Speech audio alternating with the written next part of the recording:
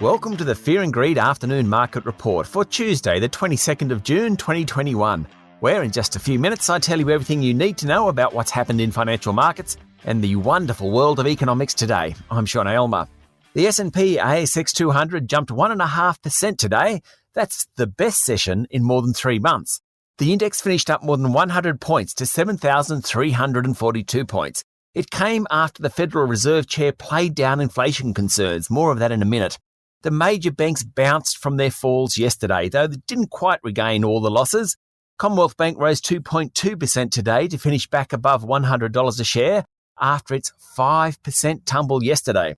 Westpac and ANZ were both up around 2%, and National Australia Bank finished 1.2% higher.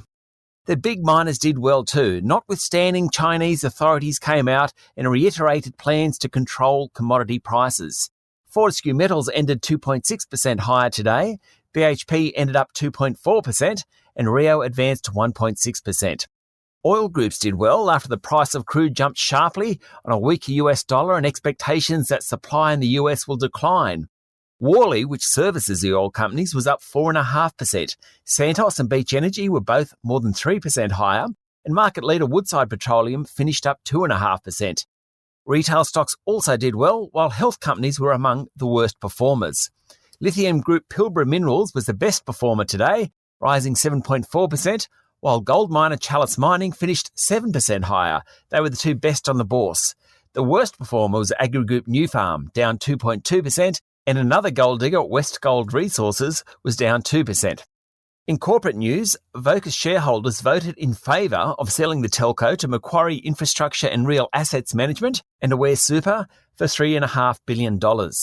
Seven Group took all conditions off its offer for Boral. The offer price of $6.50 is well below the Building Group's closing price today of $6.83, so I'm not quite sure why any shareholder would take up the Seven offer. Two of Australia's oldest listed investment houses will merge to create an $11 billion powerhouse with the financial firepower to make or break many companies.